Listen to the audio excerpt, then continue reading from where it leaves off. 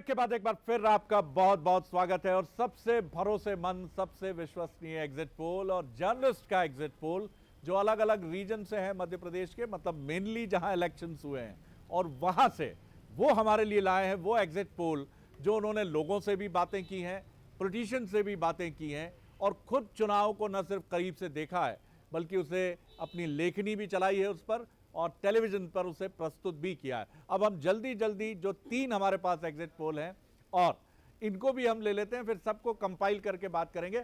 हर्षवर्धन प्रकाश जी की तरफ मैं चलूंगा, मालवा रीजन इंदौर से हमारे साथ जुड़े हुए हैं। हर्षवर्धन जी का एग्जिट पोल क्या कहता है, देखिए आप।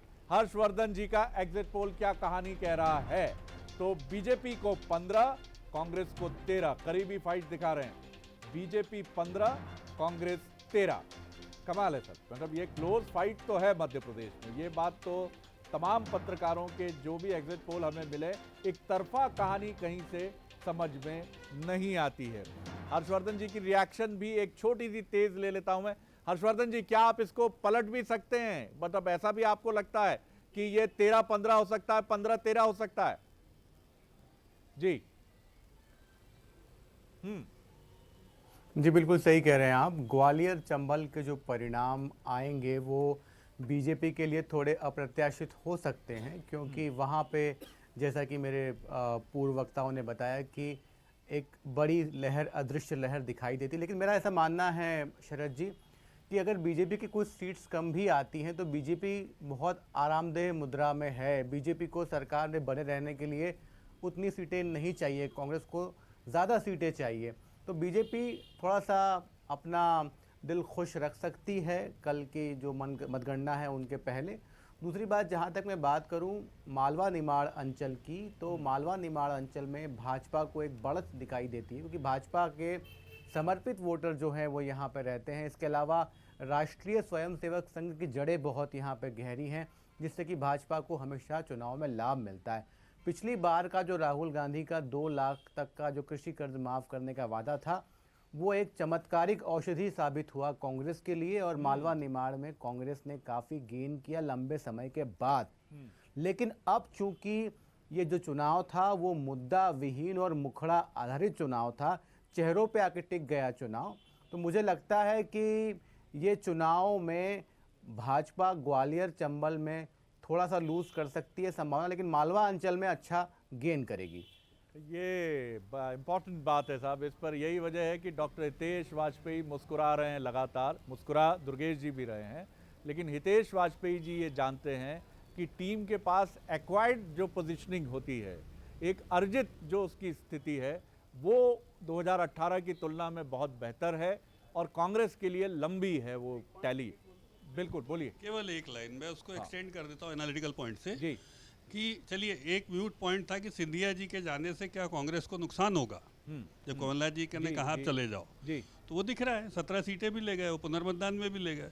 आपके हिसाब से अभी तो कल बढ़ेगी, ये तो मानेंगे आप जी? अब तो कमलनाथ मानेंगे कि नहीं कांग्रेस में वो एक बड़े नेता थे जिनका वो बार बार अपमान कर रहे थे, जिससे न केवल कांग्रेस नीचे चली गई बल्कि सरकार भी चली गई। इनकार नहीं कर सकते, बड़े नेता थे दुर्गेश जी, और इम्पैक्ट इस चुनाव पर होगा, इम्पैक्ट होगा।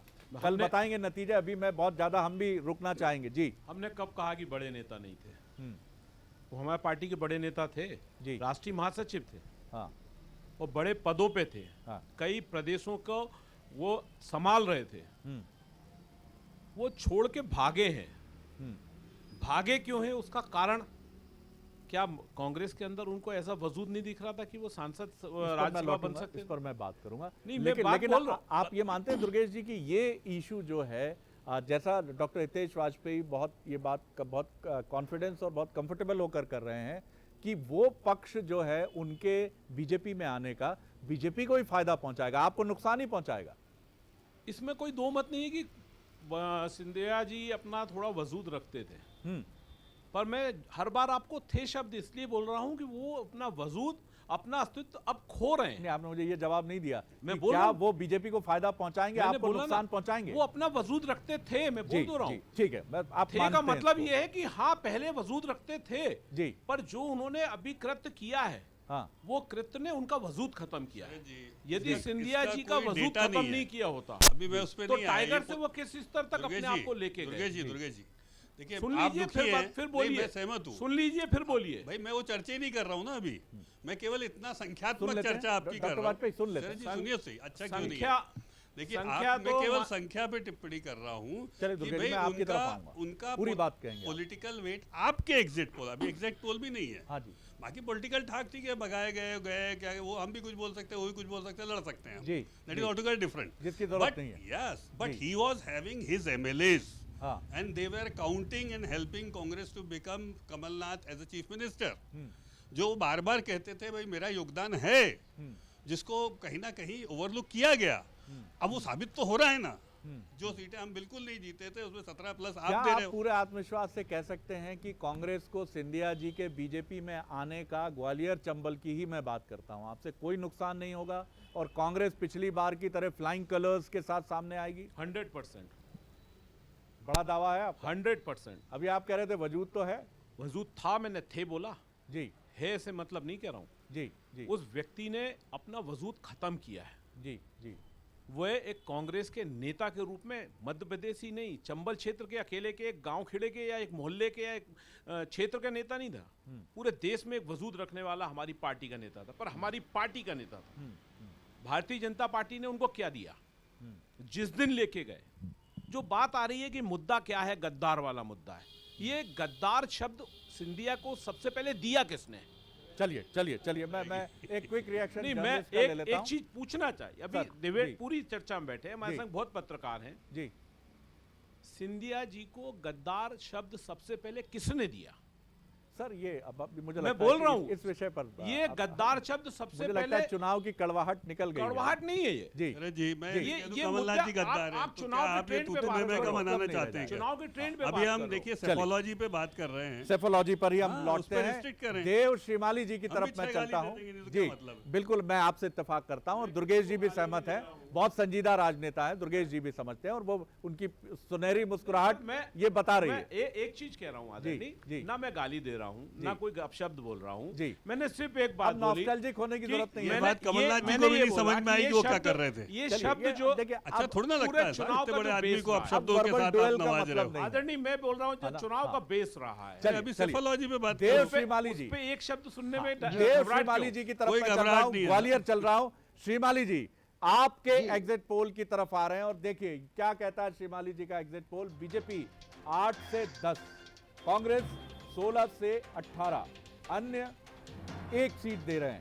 चलिए, श्रीमाली जी का क्या नजरिया है ग्वालियर चंबल में, और ये पहला एग्जिट पोल मैं देख रहा हूं जो बहुत साफ तौर पर कांग्रेस को आगे बढ़ाने की बात करता हुआ नजर आता है, और वो भी करीब करीब आधा दर्जन सीटों से।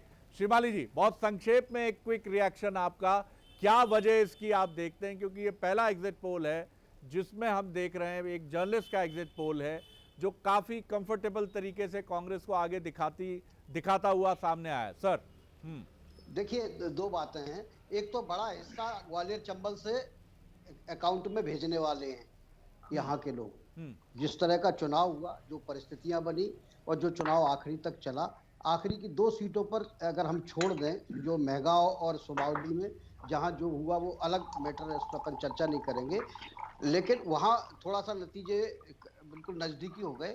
बाकी वैसा का वैसा ही है जैसा पहले दिन चुनाव शुरू हुआ था। आपने देखा था कि पहले जब पिछले चुनाव में भी जो ग्वालियर चंबल ने रिजल्ट दिए थे, रिजल्ट लगभग उसके आसपास ही जा रहे हैं। लेकिन जैसा कि हितेश वाजपेयी जी ने कहा कि उनको फायदा हो रहा है, वो सिंधिया के आने का फायदा नहीं हो रहा है जब चुनाव होते हैं तो। और दूसरा ये है कि भारतीय जनता पार्टी ग्वालियर चंबल में सिंधिया के कारण नहीं थी। अगर ये 2018 का चुनाव उठा के फेंक दिया जाए चुनाव परिणाम, तो उसके पहले के चुनाव परिणाम हम तीनों देखेंगे तो वहां जो आज स्थिति बीजेपी की हुई थी वही स्थिति कांग्रेस की रही है, और सिंधिया जी कांग्रेस में ही थे, तो ये एक अलग मैटर था। लेकिन ग्वालियर चंबल संभाग थोड़ा सा विद्रोही टाइप का चैनल है डॉक्टर साहब, आप जानते हैं, और ये चुनाव में वो मुद्दा वही बना रहा आखिरी तक। और इसीलिए हम कह रहे हैं कि हम 16 सीटों में ज़्यादा से ज़्यादा सीटें जो है विद्रोह के साथ जाने को तैयार बैठे हैं। और जो हमने 2 सीटें दी हैं, वो 2 सीटें जो सत्यप्रकाश शर्मा जी ने, डॉक्टर ने, हमारे मित्र ने दी, लगभग मेरा भी वही मानना है कि अगर बहुत ज्यादा निकट की फाइट होगी तो बीएसपी वहां जीत सकती है मुरैना में। लेकिन जिस तरह जी बिल्कुल, और एक जो सीट है वो नेहा किन्नर की सीट है, जहां पोलराइजेशन हो गया था। ऐसा ही पोलराइजेशन 2018 के चुनाव में भी वहां एक और किन्नर के लिए हुआ था। लेकिन मेरा मानना यह है कि दोनों को अभी अलग करके हमको रखना पड़ेगा। अगर वहां किन्नर ज्यादा वोट लेता है और जीत नहीं पाते हैं तो वो सीट कांग्रेस को जाएगी, और अगर वो ज्यादा वोट नहीं, और अगर वो जीत जाते हैं तो जीत सकते हैं, बीजेपी वहां तीसरे नंबर पर चली जाएगी। क्योंकि पिछली बार भी बीजेपी वहां तीसरे नंबर पर गई थी, और सिर्फ इसलिए गई थी कि किन्नर बड़ी संख्या में वोट ले गए थे। मेरा एक और वो बहुत स्पेसिफिक सवाल है कि सिंधिया जी एक बड़ा फैक्टर थे 2018 के इलेक्शन में ग्वालियर चंबल में, और उसका कांग्रेस को बहुत फायदा हुआ था। सिचुएशन बदली है, वो बीजेपी में आए हैं, लेकिन तमाम आरोप प्रत्यारोप के बीच भी क्या आपको लगता है बीजेपी को फायदा पहुंचाएंगे सिंधिया जी, चाहे कांग्रेस कितना भी दावा करे, या आपको लगता है नुकसान हो सकता है? नुकसान होगा, बिल्कुल नुकसान होगा। देखो, मैं आपको फिर कह रहा हूँ, फैक्टर सिंधिया जी पिछले चुनाव में भी नहीं थे। भारतीय जनता पार्टी की सरकार के खिलाफ थोड़ा सा माहौल था, थोड़ा सा, और जो बीजेपी का वर्कर था वो उस समय थोड़ा सा पीछे की साइड में चल रहा था। मैं जनसंपर्क में भी जाता हूँ, दौरों में भी जाता था, देखता था, उनकी बातचीत सुनता था, तो लगता था वो 15 साल की सरकार के बाद थोड़ा सा अपने को उदास, निराश महसूस कर रहा है।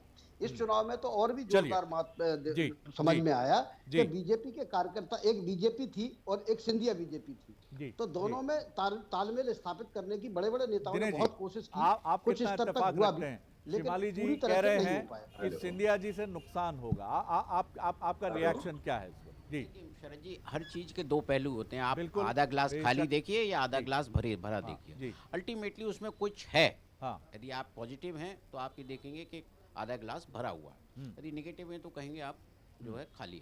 तो राजनीति में हमेशा जो है आप दोनों पक्ष होते हैं। आप किसी भी व्यक्ति का, आप फॉर एग्जांपल आप देखिए कि कांग्रेस ने जो कैंडिडेट बनाया, चाहे जो है आप फूल सिंह बरैया हो, प्रागी लाल जाटा हो, आप ना इत्तेफाकी रखते हैं ना? बिल्कुल ना इत्तेफाकी, क्योंकि कोई भी एक लीडर है जो इतने 40 साल की, जिसकी जो है 40-45 साल से राजनीति करते हैं, तो उनकी फॉलोइंग होती है।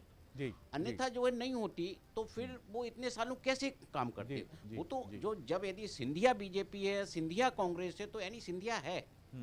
सिंधिया नहीं होते तो फिर इतना शायद समस्या भी नहीं होती। जी, और यहाँ सिंधिया जी के साथ बीजेपी की वो ताकत भी है दांव पर, स्टैक पर, जिसने सिंधिया जी को पुशअप किया है पीछे से, उनको और आगे बढ़ाने की कोशिश की है कि आप लड़िए, पीछे हमारा एक ऑर्गेनाइज्ड पूरा काडर खड़ा हुआ है, आप लड़िए। तो ये बड़ी दिलचस्प लड़ाई है। बिल्कुल, ये चीज भी सबसे ज्यादा महत्वपूर्ण ये है कि यदि मान लीजिए किसी भी सीट पर यदि आज की तारीख में भारतीय जनता पार्टी हारती है, जो सीटें, जो जिन 27 सीटों की हम बात करते हैं कि पिछले चुनाव में भारतीय जनता पार्टी को नहीं मिली थी, वो कांग्रेस के पास थी, उन सीटों पर आज भी यदि भारतीय जनता पार्टी हार जाती है तो उसका संगठन पर सवाल खड़े होंगे। ये बड़ा अहम सवाल होगा। संगठन, भारतीय जनता पार्टी के संगठन और उसके कार्यकर्ता की हमेशा बात होती है। क्योंकि इस चुनाव में ये बातें हमने सुनी हैं, कितनी सच हैं कितनी नहीं है, ये नतीजे हमें बहुत अच्छे तरीके से बता देंगे मंगलवार को कि क्या बूथ की जो लड़ाई थी वो बीजेपी के लिए क्या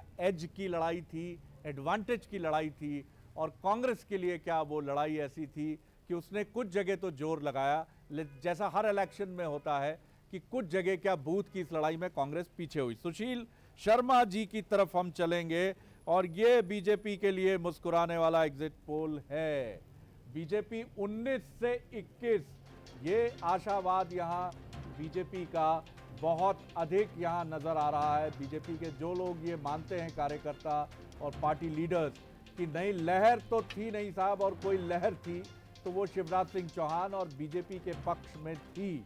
तो क्या जो बात संदीप पौराणिक हमसे कह रहे थे, सीनियर जर्नलिस्ट, कि मतदाता ये तो कहता है कि सहानुभूति कमलनाथ जी और कांग्रेस के साथ है, लेकिन फिर व्यवहारिक होकर भविष्य की भविष्य निधि पर नजर डालकर ये कह भी देता है कि भैया बीजेपी की तरफ ही जाएंगे। ये एग्जिट पोल हमारे सीनियर जर्नलिस्ट का है, और कल नतीजे बताएंगे सर, तो इतना तो इंतजार करना होगा। सुशील जी, क्विक रिएक्शन आपका, काफी 21 तक गए हैं आप। पहली बात तो यही देखिए, अगर आप कभी भूकंप भी आता है तो रिक्टर पैमाने पे देखा जाता है कि उसका कितनी वो था। तो कई भूकंप ऐसे होते हैं जमीन के अंदर चलते हैं पर परिणाम नहीं देते हैं। तो मुझे लगता है कि अगर ये मुद्दा था भी तो ये परिणामदायक कांग्रेस के लिए नहीं था। दूसरी महत्वपूर्ण बात है कि आप अगर पूरा एनालिसिस करेंगे तो आपको 2018 के चुनाव को जरूर पैमाना मानना पड़ेगा।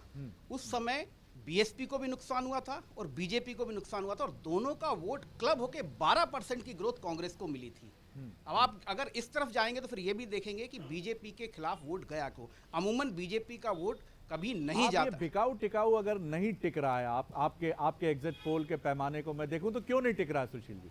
नहीं, देखिए, मतदाता मनोरंजन के लिए तो बिकाऊ टिकाऊ मान सकता है, लेकिन भाजपा का जो कमिटेड वोटर है, क्या वो बिकाऊ टिकाऊ के मुद्दे पे वोट कर देगा क्या दूसरी पार्टी को? मुझे लगता है ये बहुत डिफिकल्ट होगा जब तक कि उसकी पर्सनल कोई ठेस ना पहुंचे। आप मतदाता को बहुत हार्डकोर व्यवहारिक मान रहे हैं कि वो बिकाऊ टिकाऊ जैसे इशू को मनोरंजन मानता है?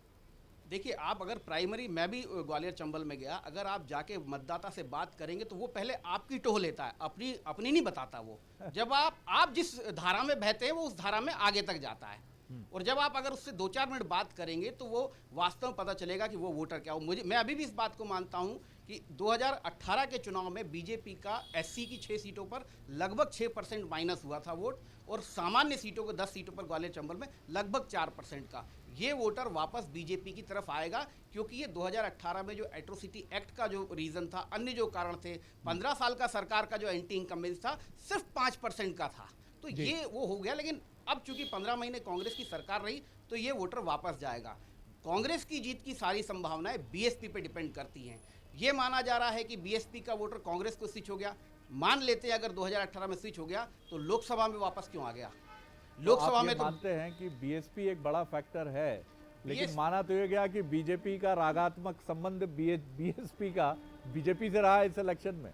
स्वाभाविक है, तभी तो उपचुनाव में उसने अपने कैंडिडेट खड़े किए, और कुछ सीटों पर तो बहुत मजबूत कैंडिडेट दिए हैं। अगर वो मजबूत कैंडिडेट अपना परफॉर्मेंस करते हैं तो नुकसान स्वाभाविक रूप से कांग्रेस को होगा, तो वहाँ विनिंग पोजीशन भाजपा की बनेगी। ये एक महत्वपूर्ण सवाल है कि बीजेपी ने क्या खेल भी बिगाड़ा है, ये भी बड़ी बात है। लेकिन उसके पहले अब मुद्दों पर लौटेंगे सर, लेकिन सबसे पहले एक बार सातों जो जर्नलिस्ट हमारे साथ हैं, मध्य प्रदेश के क्रीम जर्नलिस्ट, सीनियर जर्नलिस्ट जो हैं, उनके एग्जिट पोल पर एक एक नजर डालते चलते हैं। देखिए, आइए एक बार फिर रिकॉल कर लीजिए क्योंकि आगे हम बात करेंगे। तो ये Sushil Sharma ji senior journalist, BJP 19-21, Congress 7-9, Dinesh Gupta ji BJP 14-16, Shivnag Pateria ji 16-18, Congress 10-12, Dinesh Gupta ji 14-16 और कांग्रेस को 10 से 12 सीटें दे रहे हैं। सुशील शर्मा 19-21 बहुत बीजेपी के फेवर में, 7-9 कांग्रेस के फेवर में। हर्षवर्धन जी 15-13 क्लोज फाइट दिखा रहे हैं, और संदीप पौराणिक जी 11-16, 11-16। ये बड़ा दिलचस्प इक्वेशन है जो इधर उधर हो सकता है। तो ये भी काफी, अधिकतर एग्जिट पोल कड़ी लड़ाई की तरफ इशारा कर रहे हैं, और 4 से 5-6 सीटों के अंतर की तरफ बीजेपी को बढ़ रहे हैं। मेजरली बीजेपी के पक्ष में है, जैसा हमने देखा कि कुछ नेशनल टीवी चैनल्स के भी एग्जिट पोल थे जो बीजेपी के पक्ष में थे। एक बार और नज़र डाल लीजिए आप गौर से, क्योंकि हम जब बात करेंगे मंगलवार को, और अब तक तो सारी कहानी, सारी तस्वीरें, सारे सूरत हाल मंगलवार को क्लियर होंगे, किसका मंगल किसकी दिवाली। और मैं फिर कहूँगा कि ये लेकिन लोकतंत्र के लिए एक शुभतावादी संदेश है कि मध्य प्रदेश की राजनीति बीजेपी और कांग्रेस बाइपोलर पॉलिटिक्स पर ही टिकी है, और 2018 की तरह इस बाई इलेक्शन में भी एक कड़ी लड़ाई वो दिखा रही है। संसाधनों का अंतर हो, काडर का अंतर हो, बीजेपी की चतुराई और चातुर्य का अंतर हो, लेकिन लड़ाई मजबूती से दिखाई जा रही है, जो शायद कांग्रेस के लिए एक मैसेज भी है कि अपने घर को और बेहतर करिए, अपनी लीडरशिप को और चमकाइए, यंग लीडर्स को और ज़्यादा स्टेक होल्डर बनाइए, और फिर मैदान में उतरिए। तो ऐसा नहीं है कि ये मैदान आपको निराश कर सकता है, इससे सभी सहमत होंगे। अब मैं मुद्दों की तरफ लौटता हूं, लेकिन उसके पहले कुछ जायका फिर बदल लेते हैं। मैं अपनी टीम से जान लेता हूं किस रीजन का रिएक्शन हम लोगों का दिखाने। जी, सागर का तो बुंदेलखंड हम चल चुके थे, चलिए एक बार फिर आप छतरपुर से मुझे सागर ला रहे हैं, तो चलिए सुर्खी की तरफ सागर का रिएक्शन हम देख लेते हैं। जी, गोविंद सिंह राजपूत। कितने वोट से तो आ रहा है? ये नहीं बता सकते, लेकिन गोविंद सिंह राजपूत। नहीं, क्षेत्र से तो कोई ना, सब ठीक है, बढ़िया, और आगे विकास होगा, ऐसा बहुत कुछ हुआ है, ऐसा नहीं। ये तो गोविंद सिंह जिता वो चाह रहे हैं कि पारुल को नहीं, वहाँ जहाँ जिसकी सरकार उसका विधायक रहना चाहिए। कहा क्या सकत बच जाए, बिल्कुल नहीं बता सकता अपन जा। अरे सबको की बन जा, अपन तो पानी लपेटने आए हैं। शिवराज सिंह की। गोविंद राजपूत की बड़ा सा दिखाई दे रही है क्षेत्र में, जीत रही है। जीत रही है। विश्वास ही सब कुछ हुई दुनिया में, तो कुछ नहीं है। जे तो भैया लपेट रहे हैं, पान सेकते, पान लपेटते हुए, कोनो मतलब से, मतलब ये तो भैया बिल्कुल परसेप्शन, जो आप गए, आपके हिसाब से उन्होंने देखा, उन्होंने बता दिया, उनके मन के भीतर पहुंचने का जरिया तो बड़ा। जी शायद यही माइक्रोफोन ले लीजिए। जो बंसल पे या पहले शायद दिखा दिया गया हो, जी। इसीलिए आज बैनर पोस्टर लगा दिए जीत के। बड़ा हास्यास्पद है, पहली बार मध्य प्रदेश में देख रहा हूँ कि रिजल्ट आने से पहले जीत के पोस्टर लगाए हैं। चलिए कल देखेंगे, बिल्कुल कल देखेंगे साहब। और जब तक नतीजे ना आए, मुझे लगता है दोनों ही दलों को धैर्यपूर्वक इंतजार करना ही है, और कर भी रहे हैं। मेरा सबसे बड़ा जो इस समय मैं मुद्दा उठाने की कोशिश कर रहा हूं, 3 नेताओं के भविष्य से जुड़ा मसला है, जिनमें 2 नेता ऐसे हैं जिनकी राजनीतिक परवाज अभी बहुत लंबी है, और एक नेता इनमें से ऐसे हैं जिनके राजनीतिक भविष्य के सामने हम कोई बड़ी चुनौती भी नहीं देखते हैं, और उनका नाम है शिवराज सिंह चौहान। शिवराज सिंह चौहान मध्य प्रदेश में एक मकबूल बीजेपी के लीडर, बेहद लोकप्रिय राजनेता के तौर पर पहचाने जाते हैं। सबसे महत्वपूर्ण बात है कि उनकी राजनीतिक यात्रा जिस तरह से शुरू हुई, अभी तक वो ऐसा लगता है कि एक इनिंग को उन्होंने छोड़ा और दूसरी इनिंग उन्होंने शुरू कर दी है। दूसरे नेता हैं ज्योतिरादित्य सिंधिया, जिन पर फर्क पड़ेगा, जीत होगी, अच्छे से जीत होगी, ग्वालियर चंबल बेहतर होगा तो बीजेपी में उनका लेवल और उनका स्थान और मजबूत होगा। कमलनाथ जी एक ऐसे जरूर लीडर होंगे, अच्छा नतीजा निश्चित तौर पर जीवन के उत्तरार्ध में उनकी राजनीति को मजबूती प्रदान करेगा। लेकिन अगर नतीजे बेहतर नहीं होते हैं तो क्या सवाल है कि दिल्ली की राजनीति, लौटेंगे दिल्ली, और दिल्ली में भी किस तरह की राजनीति, राहुल गांधी की टीम के साथ किस तरह का एडजस्टमेंट, ये सवाल मैं लेकर सबसे पहले शिव अनुराग पटेरिया जी की तरफ, अगर वो हमारे साथ बने हुए हैं तो मैं शिव अनुराग पटेरिया जी का एक क्विक रिएक्शन लूंगा, फिर पैनल की तरफ लौटूंगा। पटेल साहब, किस तरह आप इन तीनों राजनेताओं के भविष्य को इस चुनाव से जोड़कर देखते हैं? Sir, quick reaction. जी शिव अनुराग पटेरिया जी, तीनों राजनेता, चाहे मैं बात करूं शिवराज सिंह चौहान जी की, ज्योतिरादित्य सिंधिया जी की, या फिर मैं बात करूं कमलनाथ जी की, इन इलेक्शंस के नतीजों से आप कैसे देखते हैं इसको? जी शरद जी, सवाल दोहराएंगे? मुझे आवाज बिल्कुल अब मिल रही है मेरी आवाज आपको? जी मिल रही है, आवाज मिल रही है। जी, मैं जानना चाहता हूं कि किस तरह आप देखते हैं इस चुनाव का असर शिवराज जी पर, जो भी नतीजे हमारे सामने मंगलवार को होंगे, सिंधिया साहब पर और कमलनाथ जी पर। देखिए, मुझे लगता है दोनों नेताओं के बारे में एक ग्रेटर इम्पैक्ट दोनों लीडर्स के ऊपर पड़ेगा। सबसे बड़ी बात है, पहले मैं शिवराज जी की बात करूं, शिवराज जी अगर सरकार बचाने में सफल होते हैं और 15 से ज्यादा सीट पाते हैं तो वो बहुत ही कंफर्टेबली आगे बढ़ेंगे। लेकिन अगर 15 से कम सीटें उनको मिलती हैं तो निश्चित तौर पर उनके नेतृत्व पर कुछ सवाल विद इन द पार्टी खड़े हो सकते हैं। जहां तक कमलनाथ की बात है, क्योंकि 28 में से 28 सीट मिलना मुश्किल है, और उसके बाद में मुझे लगता है कि नतीजे जो भी हों, लेकिन कमलनाथ जी के सामने विकल्प होगा, वो कांग्रेस अध्यक्ष रहें, नेता प्रतिपक्ष रहें या क्या रहें, और कांग्रेस में एक परिवर्तन का प्रक्रिया, एक सिलसिला प्रारंभ हो जाएगा। अगर कमलनाथ जी सरकार वापस लाते हैं, निश्चित तौर पर मुख्यमंत्री वो बनेंगे, और दोनों नेताओं को शुभकामनाएं। लेकिन मुझे लगता है ग्रेटर जो संभावनाएं हैं वो शिवराज जी के साथ हैं। जी, ग्रेटर संभावनाएं शिवराज जी के साथ हैं। दिनेश जी, क्या जोड़ तोड़ की राजनीति के युग का अंत होगा अगर ये हम टैली देखेंगे कि 16, मैं मानूं अगर कि 12 से 16 जाती है, या 18 भी जाती है, 18 जाती है तब तो फेयर इनफ।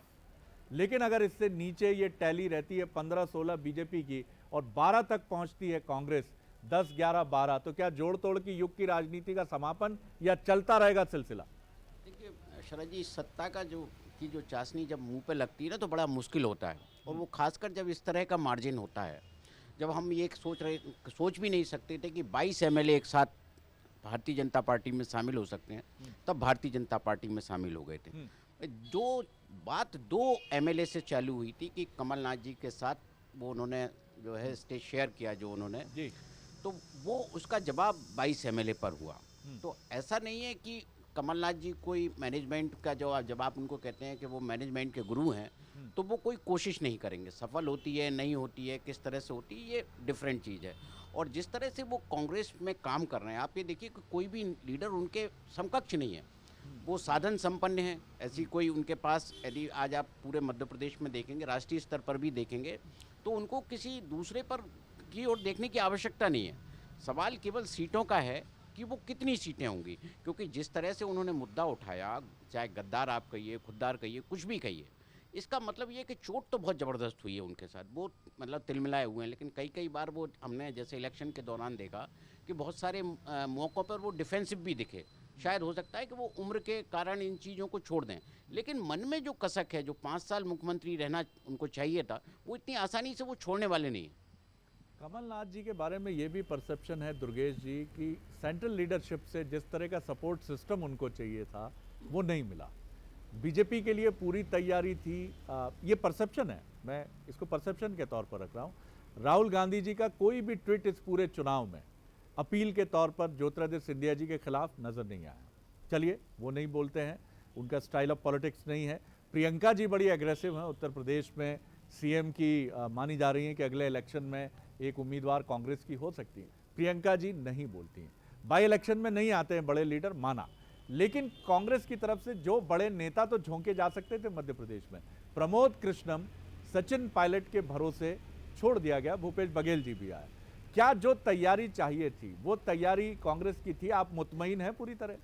ये नजरिया हो सकता है, तो सचिन पायलट अपने आप में एक लीडर हैं और पार्टी के लिए, और सबसे बड़ी बात लोकतंत्र को बचाने के लिए आवश्यकता थी कि सचिन पायलट जी यहाँ आए। उन्होंने हमारी इस बात को माना, वो आए।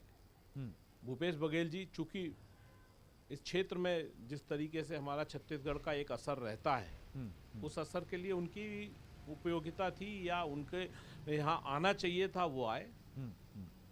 बाकी केंद्रीय नेतृत्व की बात है, केंद्रीय नेतृत्व का पूरा सहयोग सपोर्ट रहा। केंद्रीय नेतृत्व कभी भी हमारे उपचुनाव में नहीं उतरा है, जो आप भी खुद कह रहे हैं, इसलिए चुनाव में उतरने का सवाल ही नहीं था। बातचीत में ये बात कही जी, बिल्कुल कभी नहीं उतरा है और उतारने की आवश्यकता भी नहीं थी। मध्य प्रदेश के अंदर हमने मिलकर चुनाव लड़ा है। चलिए एक इसी पर रिएक्शन ले लेता हूं। हर्षवर्धन जी, आप कितना इत्तेफाक रखते हैं दुर्गेश जी की बात से? और जो सवाल मैंने खड़ा किया कि क्या राहुल जी का एक ट्वीट अगर सिंधिया जी को लेकर कुछ एग्रेशन के साथ सामने आता या प्रियंका जी का सामने आता तो एक मैसेजिंग जाती, क्या कमलनाथ जी इस कुरुक्षेत्र के अकेले योद्धा नजर आए कांग्रेस की तरफ से, ऐसा आपको लगा? जी जी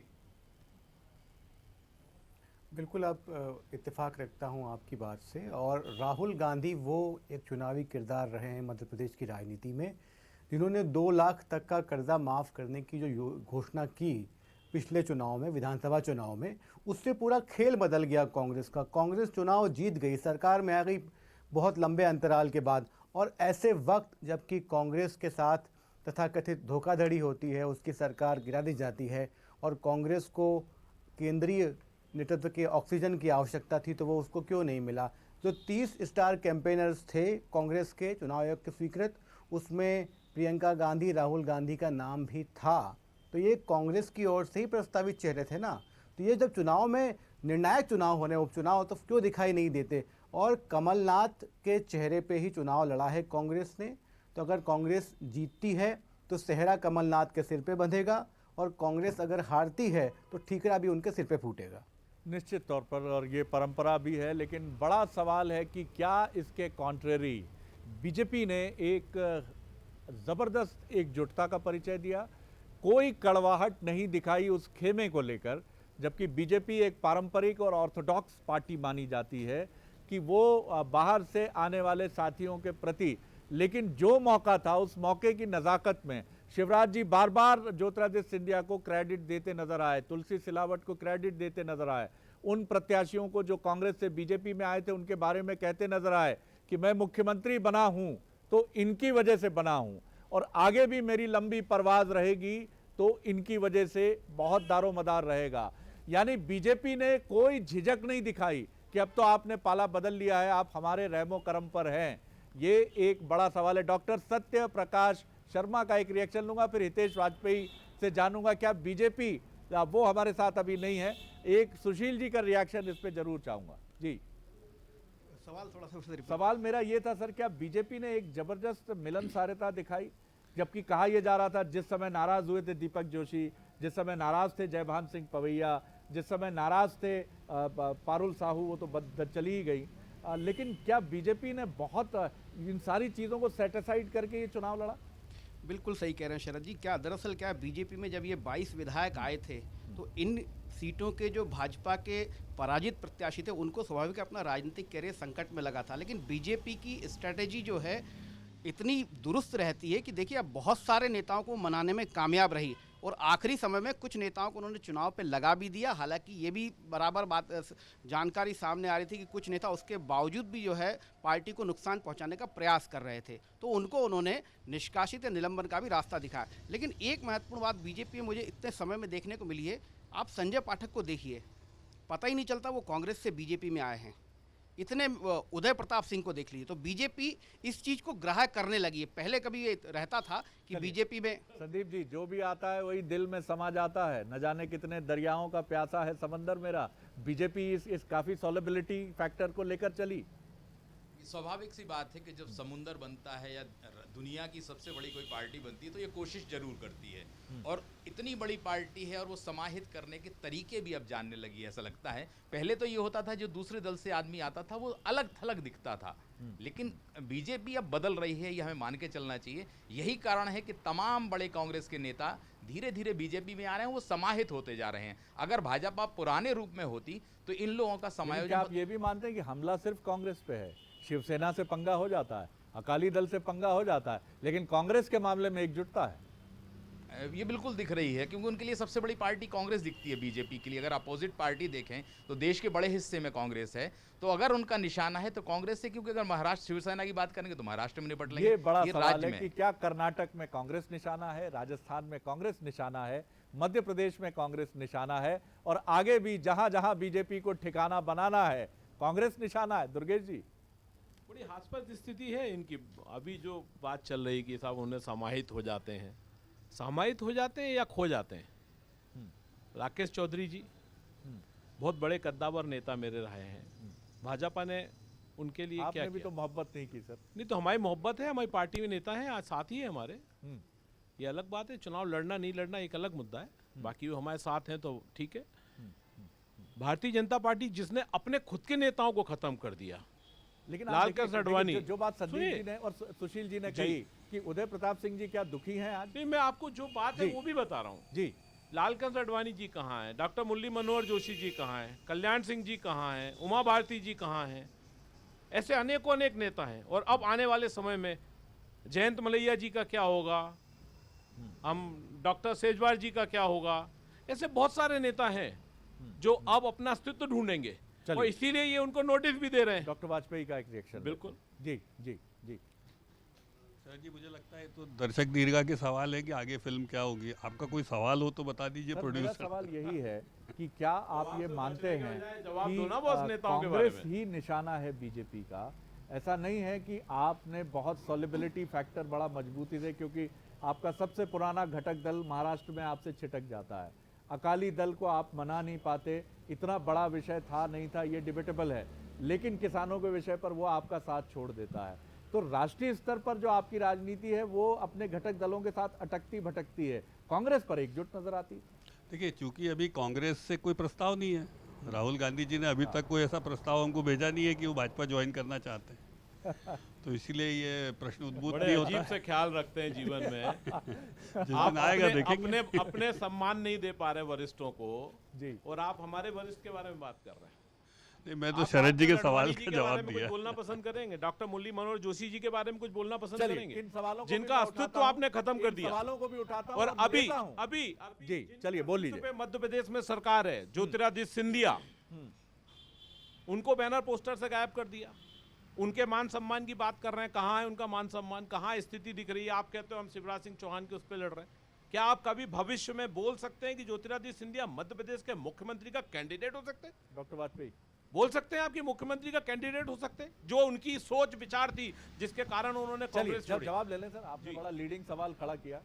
नहीं, सवाल कुछ नहीं, मनस्थिति है शरद जी। आप समझो जब 70% जमीन आप लोगों ने किसका दी, जवाब देने की सोच नहीं है, जवाब इनके पास है नहीं। इसलिए बोल सकता हूँ तो मैं समझ गया, इसलिए जवाब देंगे। मैं एक लाइन में कह सकता, उनको थोड़ा तो पानी पिलवाइए थोड़ी देर, कल पता नहीं क्या होगा। एक बड़ा अच्छा वो आप लोगों का गीत है, कारवां गुजर गया गुबार देखते रहे, और हम खड़े खड़े कांग्रेस वाले आंखों की किरकिरी साफ करते रहे। तो आजकल तो हम उनकी आंखों की किरकिरी है, तो उनको माइक तो दो आप, फिर देखो 2 घंटे का समय कम पड़ेगा। पूछ रहे थे मुख्यमंत्री बन सकते हैं सिंधिया जी? मुख्यमंत्री बनना तो बात की बात है, ये वो क्यों तय कर रहे हैं? उनके यहाँ बन सकते थे, क्यों नहीं बनाया उन्होंने? अरे आप कैंडिडेट बनाओगे, तो भाई ये सवाल सही समय पे रखना चाहिए था। ये सवाल यदि कमलनाथ जी को समझ में आ जाता तो शायद आज की स्थिति नहीं होती। हम तो कह रहे हैं उनको बनाना चाहिए था। बना के क्या कैंडिडेट बनाएंगे? मैं लूंगा एक छोटा सा ब्रेक के बाद जब लौटेंगे तो कुछ और मसलों पर बात करेंगे, कुछ रिएक्शंस भी सुनेंगे मध्य प्रदेश के अलग अलग रीजन से, और कुछ उन मसलों पर भी बात करेंगे कि बीजेपी और कांग्रेस की पॉलिटिक्स, टॉप लीडर की नहीं, टोटल ओवरऑल पॉलिटिक्स किस तरह से मध्य प्रदेश में बदलने जा रही है इन बाय इलेक्शंस के नतीजों से, जो by and large exit poll बता रहे हैं बीजेपी के पक्ष में जाते हुए। और अगर ये बीजेपी के पक्ष में जाते हैं तो क्या होगा, कांग्रेस के पक्ष में जाते हैं या खिलाफ जाते हैं तो क्या होगा, इस पर हम बात करेंगे। कहीं जाइएगा मत, अभी गए और अभी लौटे।